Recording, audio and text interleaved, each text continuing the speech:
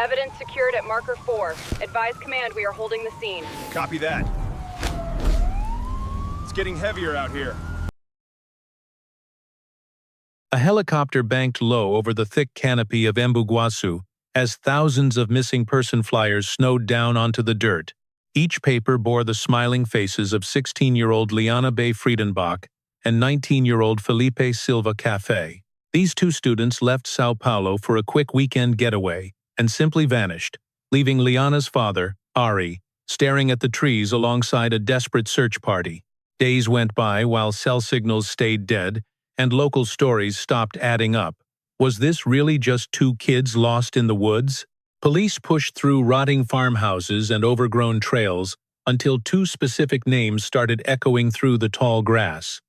Names that meant terror to the locals. By the time investigators found the clearing, one teen was already gone, and the other was facing a nightmare that was only beginning. This is the harrowing account of two students taken deep into the Embu-Guaçu wilderness and held for days by 5 predators. What happened in those woods remains one of the most chilling chapters in the history of Brazilian crime. Before we dive in, if this story grips you, hit that like button and drop your thoughts in the comments. It fuels the channel, and I want to know where in the world are you watching from tonight. Fude Scribe, so you never miss a deep dive. This documentary is strictly for educational and historical record. We do not support, glorify, or excuse any of the violence or individuals featured in this investigation. Viewer discretion is advised. Lyanna Bay Friedenbach's life in São Paulo was defined by a quiet, steady rhythm of trust and structure. She grew up wrapped in a blanket of stability, a girl who felt safe because her world made sense. Home was an upper-middle-class neighborhood where she lived with her parents and her younger brother. In that house, honesty was the baseline, and affection was always present. But it never felt like a cage. Her father, Ari, navigated the law as an attorney while her mother kept their home life running smoothly. Together, they built a world where strict discipline and genuine warmth walked hand in hand. Lyanna shared a rare bond with Ari, a connection rooted in mutual respect rather than overbearing authority. Ari knew her schedule by heart because Lyanna always shared her plans, her friends, and her expected return times. She didn't report in because she had to. She did it because honesty was her default setting, a trait that had never truly been pushed to the breaking point until now. Ari was the one who usually dropped her at the bus stop for her various school events. Whether it was the gym or youth meetups, those brief car rides were Ari's barometer for a normal, safe life. Faith and personal discipline weren't just words to Lyanna. They were the pillars of her daily existence. She was a fixture in her religious community, finding a deep sense of purpose in their youth programs and social outreach. Fitness was a priority, and she hit the gym regularly, treating her physical health with a maturity beyond her years. She didn't work out because of social pressure, but because it kept her mind and body in sync. She stood out from the crowd with a dark aesthetic, a love for rock music, and a unique style all her own. Academic success was a core value in the Friedenbach home, and Lyanna tackled her studies with her signature focus. After analyzing her own learning habits, she sat her parents down for a serious conversation about her future. She chose to move to night classes to better absorb the material, leading her parents to enroll her in Clio San Luis in August 2003. This was one of the most elite private institutions in São Paulo, a move made not out of necessity, but opportunity. They wanted an environment that would push her limits and crack open doors to a high-achieving future. Transferring mid-semester is a social minefield for any teenager. Lyanna stumbled at first, but she soon found her rhythm, and by age 16, she was already mapping out her next decade. She didn't just dream about the future. She vocalized specific, concrete goals. She set her sights on a university degree in physical education, planning to turn her passion into a career. Even at 16, she was already grinding for the entrance exams because Lyanna didn't believe in leaving things to chance. There wasn't a rebellious bone in her body, no secrets, no lies, and certainly no reckless behavior. Her parents felt they knew every corner of her soul because she had never given them a reason to doubt her. But then, 16-year-old Lyanna fell in love for the first time, and the world they knew began to tilt. Felipe Silva Café came from a much humbler world than Lyanna, but that upbringing forged him into a focused, deliberate young man. Friends saw him as someone who shouldered heavy responsibilities with a quiet, unassuming strength. Felipe wasn't at the elite Clio St. Louis because of family money. He was there on a hard-earned scholarship. Felipe Silva didn't rely on luck or legacy. He built his life on pure grit, securing a future that would soon be stolen. By day, he grinded through multiple jobs, carrying the financial burden for his family to keep their heads above water. Exhaustion hit him like a brick during night classes, yet he never once let his focus slip from the lectures. He dreamed of joining the police force. Would he have seen the danger coming? He spoke often of practicing law. Felipe met Lyanna, but there was no grand drama. The connection was just quiet, natural, and incredibly immediate. They bonded over whispered hallway chats and shared downtime. Lyanna was the new girl, standing out in the school spaces. She had this effortless, quiet confidence and a style that made her impossible to ignore in a crowded room. Felipe was hooked instantly. Friends noticed that the chemistry between them felt natural, like they'd known each other forever. He treated her with a protective tenderness that everyone noticed, including the one man who mattered most, her father. One afternoon, Ari Friedenbach pulled up to the school gates, watching as his daughter approached the car with Felipe close behind. The boy walked her right to the door before saying goodbye. Ari asked with a smirk, "Is that your boyfriend?" Lyanna just smiled and teased her father. Not yet. The next day, the routine repeated. When Lyanna climbed into the car, she looked at her father and said, "Guess what? He is my boyfriend now." Ari liked seeing her happy, and even though he barely knew Felipe, he trusted her. He didn't pry or interfere, believing his daughter's sharp judgment would never lead her into a dangerous situation. For Lyanna, this was her first real taste of love. For Felipe, it wasn't just some fling. He approached the relationship with a heavy, mature seriousness. Between August and September of 2003, they grew closer, sharing future plans and even exchanging promise rings. After 2 months, they made a choice that would seal their fate, a plan that didn't start with secrets. It began as a simple weekend getaway, a chance to breathe outside the suffocating city air for a while. Felipe knew the woods of Embu-Guaçu well, picturing a few days of camping and cooking over an open fire. He wanted to escape the grind of school and work, and Lyanna was immediately on board with the idea. Initially, they weren't going alone. Felipe's friends were supposed to go, meaning the trip was never meant to be a private, romantic escape for just two. But the plans fell apart. One friend had work, another had family duties, and then the rest simply stopped responding. Every friend backed out. They were the only ones left, but Felipe still wanted the trip, and Lyanna wanted that time alone with him. They weighed the risks, talked it over, and decided to push forward as a duo despite the change. They figured nothing had changed except the head count. To them, it was just a quick, harmless camping trip.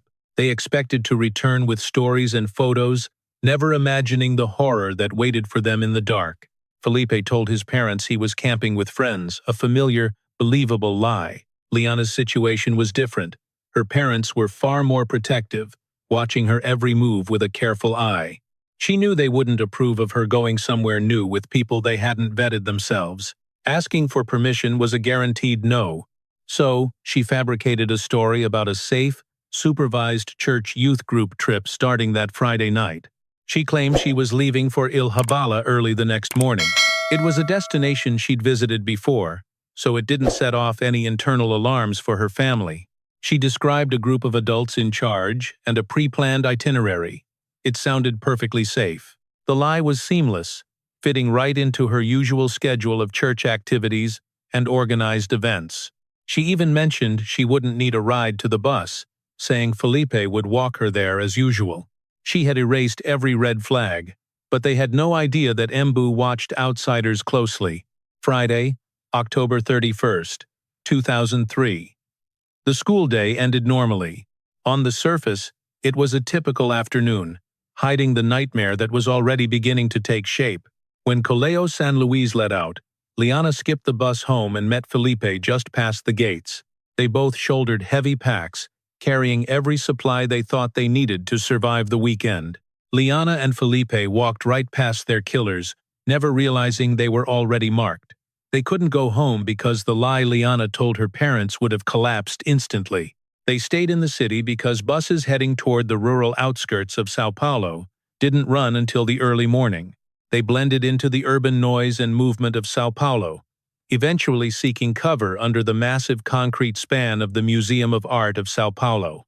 The MASP served as a well-known midnight refuge for the city's many restless drifters. Lyanna checked her screen, being careful not to call anyone who might start asking difficult questions. Felipe tracked the time, waiting for the first morning buses to resume. As the first light touched the city, they grabbed their gear and headed toward the transit lines leaving the city center. Those buses carried them out of São Paulo and into totally unfamiliar territory. When they reached Embu-Guaçu, the change in the atmosphere was felt almost at once. The loud urban energy of the city vanished behind them, replaced by silent streets, empty sidewalks, and a sense that time moved at a different pace. Lyanna and Felipe stepped off at the terminal with their backpacks, looking around as they tried to find their bearings. They moved toward Santa Rita, a small village near the rural area where they planned to camp. As they walked further from the terminal, the surrounding area grew more sparse. Fences thinned out and the narrow roads grew much quieter. Neither of them said it out loud, but both could feel the shift. They were no longer just anonymous visitors passing through a busy place. Two city teenagers carrying massive backpacks into this rural zone stood out to every person watching. They eventually hailed a taxi to drive them much deeper into the countryside. Asking for a drop-off near a dirt path Felipe remembered from one of his previous trips. Once the car disappeared, Lyanna and Felipe were left completely alone with the silence of the landscape. There were no more cars, no crowds, and no quick way to return to safety. They trekked the final 4.5 kilometers toward a derelict farm Felipe believed would offer privacy. As they moved along the trail, the signs of total abandonment became clearer. Fences leaned over while wild vines choked the old wooden structures. The skeletal farmhouse finally appeared, its walls crumbling from decades of neglect. The house was clearly unused, windows shattered, and every surface was marked by years of exposure. To them, it was a perfect hideaway, isolated enough to avoid prying eyes but close to the trail. But on the hike to that farm, they had already walked right past the men who would kill them. The encounter was brief and unremarkable to the couple, just a quick glance on a narrow dirt path. But Roberto Aparecido Alves Cardoso, known as Champinha, didn't see just another pair of hikers. He and Paulo Cesar Silva Marques, known as Pernambuco, targeted them immediately, noting the backpacks, city clothes, and Lyanna. They watched as the teenagers vanished toward the farm. In that moment, Lyanna and Felipe were no longer just campers. Was someone following them?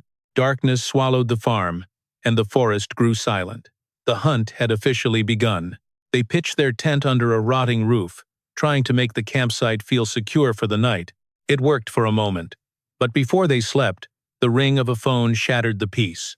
Her father, Ari Friedenbach, was calling for a check-in.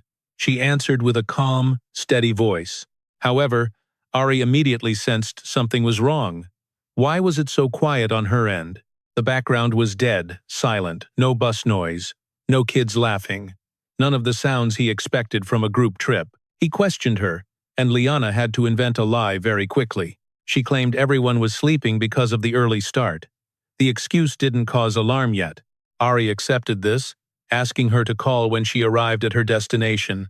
The call ended, leaving him with a strange, nagging unease.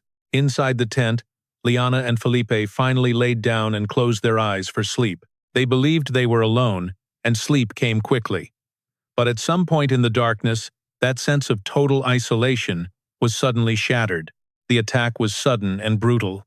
Was there any escape? Roberto Aparecido Alves Cardoso and Paulo Cesar Silva Marques crept toward the tent under the cover of darkness, having already watched the couple from the shadows earlier that day. Pernambuco moved first, using a sharp knife to slice through the tent fabric. He cut an opening large enough to crawl inside while Champinha blocked the exit to trap them both.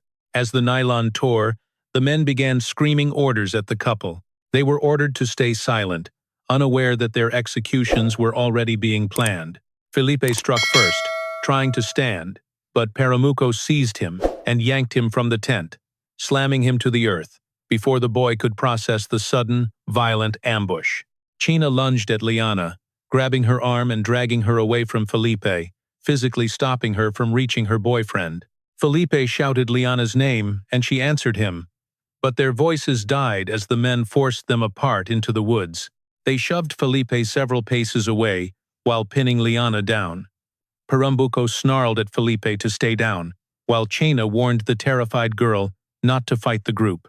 China and Pernambuco bound the pair and blindfolded them, ensuring they could no longer see where their captors were taking them tonight. Once they lost their sight, their sense of place vanished instantly. The men forced the couple deeper into the woods, leaving behind their campsite, their heavy backpacks, and all their personal gear. Their bags and belongings stayed right where they fell, sitting completely undisturbed and untouched. This proves the motive was never robbery. It was a targeted hunt for two humans. Suddenly, their camping trip transformed into a living nightmare for Lyanna Bay Friedenbach and her boyfriend Felipe Silva Café. They were prisoners. Champinha and Pernambuco forced the pair into a small house hidden in the brush, a shack which belonged to Antonio Kitano D'Silva. The moment they stepped inside, the situation shifted from a simple abduction into a period of prolonged and agonizing confinement. China immediately ripped Lyanna away from Felipe, locking her in a back room, while Paulo Cesar Silva Marques, known as Pernambuco, held Felipe down and forced him to remain seated and still. This calculated separation was deliberate, stripping Felipe of any chance to defend her or try to help her. Pernambuco lashed Felipe to a chair and stayed very close. He watched his captive constantly. Every time Felipe whispered or shifted, Pernambuco threatened him, forcing the boy to stay quiet. Felipe could track movement through the house and could hear Lyanna's voice at times throughout the long, dark night. That awareness became its own unique torture, because he knew something was happening to her, and he was powerless to stop it. Inside the other room, Champinha began his brutal assault on young Lyanna. The violence did not happen once and just end. They dragged on for several hours throughout the long night, while Lyanna was trapped in the house, with no way to ever escape. She was innocent and had absolutely no prior experience before this unspeakable violation took place within those walls that night. At that moment, her history only sharpened the horror because every violation was forced upon her without any clue when the cycle of abuse might finally end.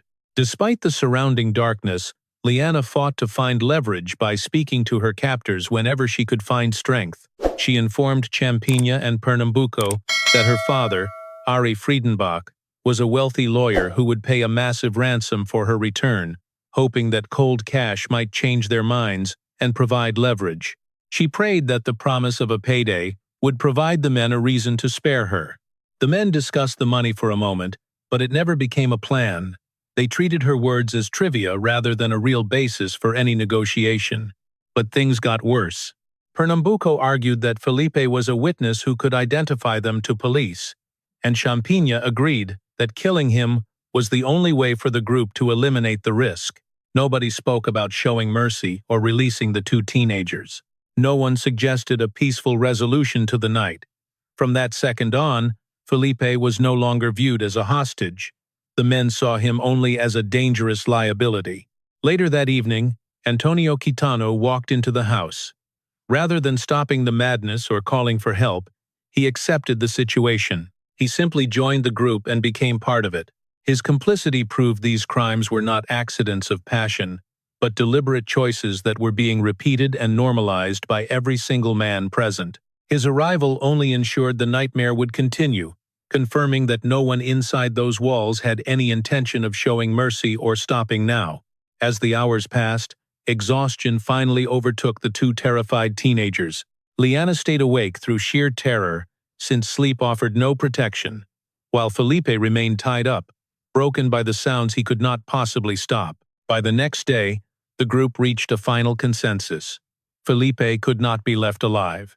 Then Champinha, Pernambuco, and Antonio Kitano moved the pair on November 2, 2003, farther into the wilds. They traveled to a second residence owned by Antonio Matias Daros, a location that was even more isolated and hidden than the first shack.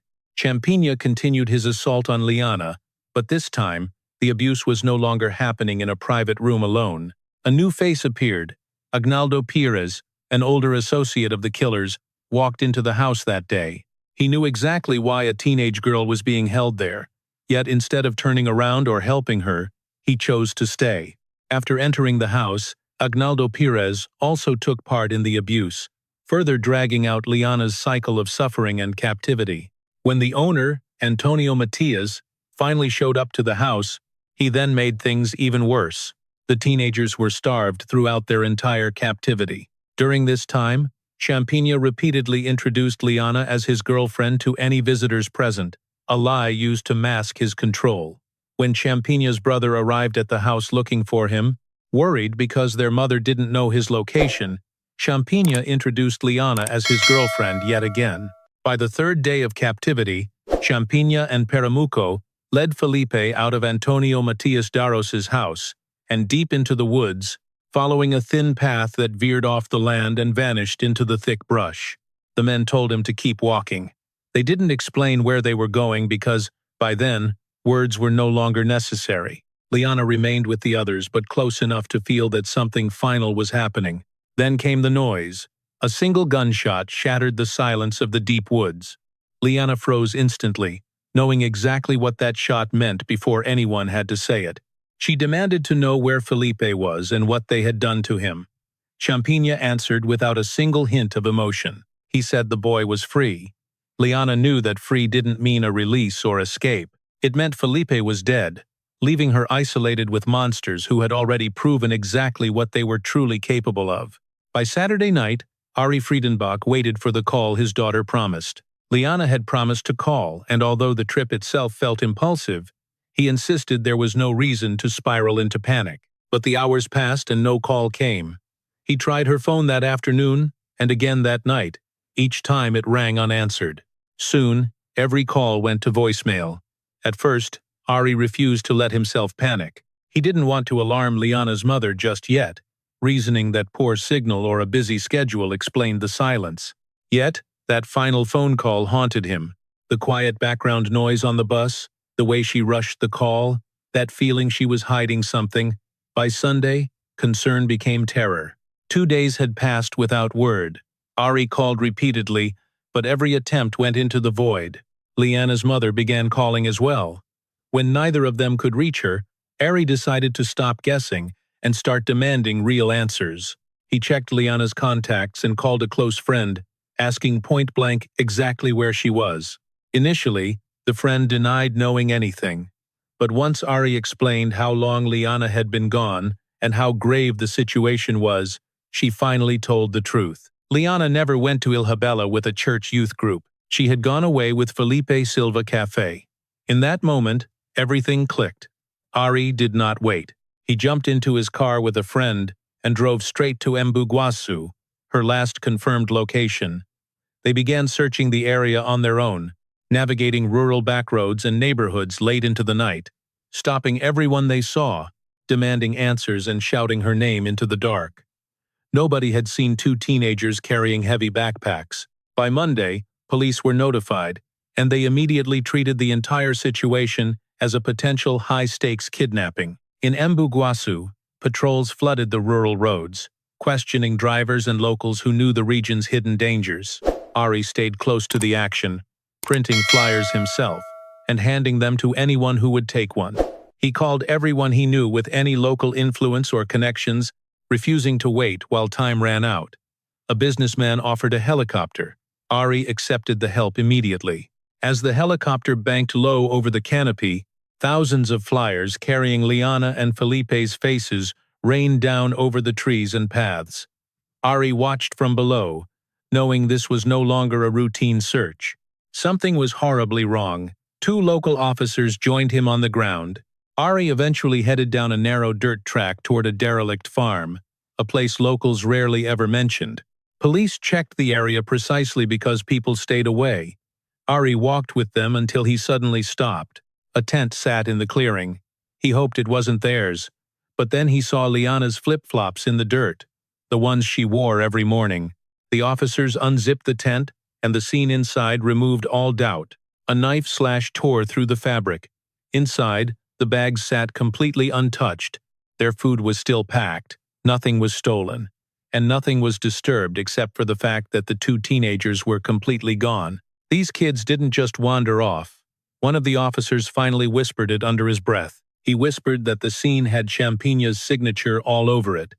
This was the first time that Ari had ever heard that specific name. The moment police identified the exact location of the disappearance, that same name began surfacing again and again. He allegedly claimed his first victim at 14 years old. Roberto Aparecido Alves Cardoso Champinha was a local nightmare. Locals whispered he had already taken a life before he reached his 15th year. He haunted those forests constantly, lingering near ruins and targeting every single outsider who dared pass through his territory. In this part of Embu-Guaçu, every single violent act led back to him. The officer riding with Ari had lived there years. He recognized the signature. He knew the names. When word broke about two missing teenagers, he did not hesitate starting the hunt. This was Champinha's specialty. The manhunt began, but was time already running out? The police weren't searching alone. Late that night, Ari's phone rang. It was a man claiming to be a woodsman who knew everything. He claimed the forest was his backyard and wanted official clearance to help search. Ari didn't think twice. Hours of silence followed before the woodsman called back with news. Suddenly, his voice carried deep urgency. He'd found a drunkard stumbling through the trees, rambling about specific details regarding Lyanna and Felipe that no stranger should ever know. The woodsman dragged the man to the station.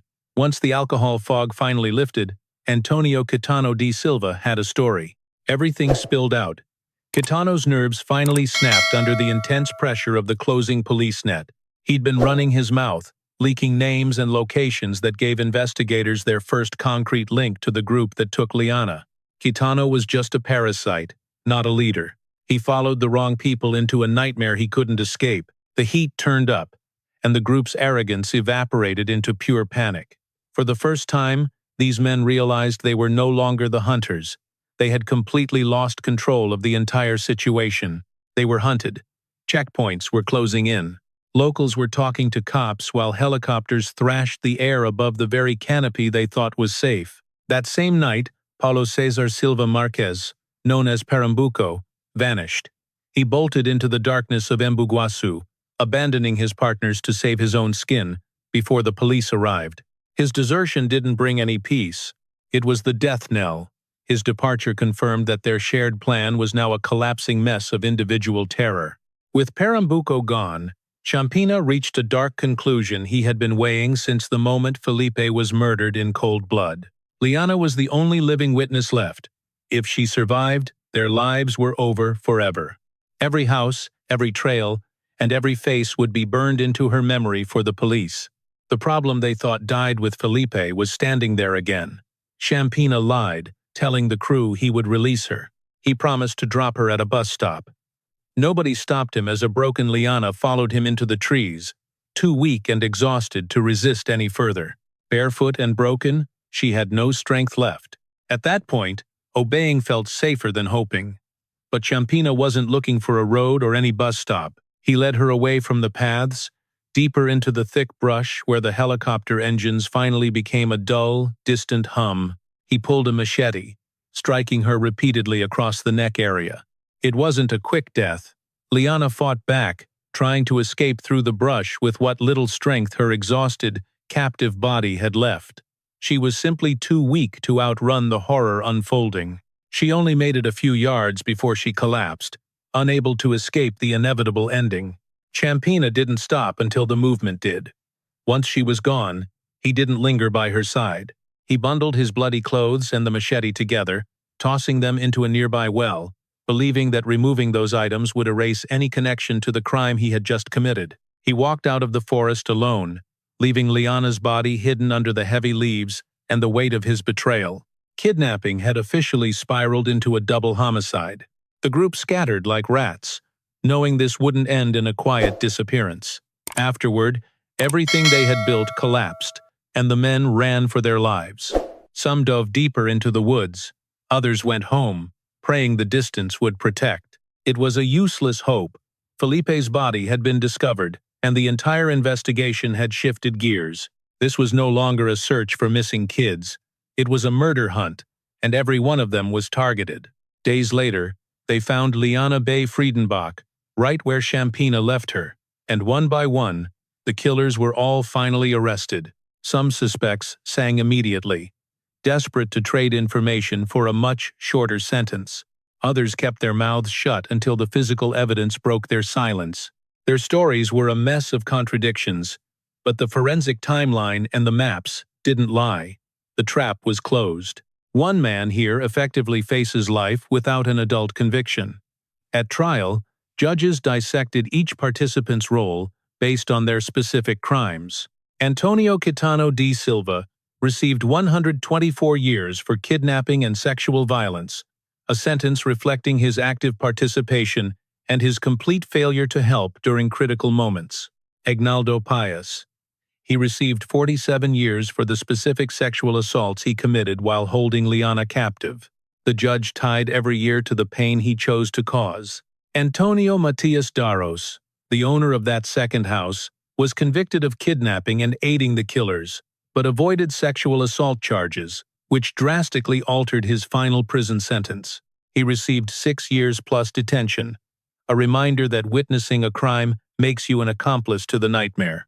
Paulo Cesar Silva Marques, or Pernambuco, faced trial for kidnapping, sexual assault, and the final, aggravated murder. His sentence reached 110 years and 18 days, acknowledging the prolonged nature of his calculated atrocities. He went straight to a cell and remains there today, his guilt never in question. But Roberto Aparecido Alves Cardoso, known as Champinha, stood apart from the others in one terrifying way. As a minor during the abduction, the adult criminal courts had no power to sentence him for the killings. He was sent to juvenile detention, but a psychiatric evaluation was about to rewrite his entire future. Doctors declared him a permanent threat to society, leading to indefinite psychiatric confinement once he reached adulthood, a decision that has survived every single legal appeal. The legal chapter is finally closed, but the damage can never be undone. That ends this case, but we must ask, was justice truly served here? Tell us below. If this story haunted you, find more deep dives into the dark on our channel. Fudescribe, hit the like button, and share this video so that these victims are never forgotten.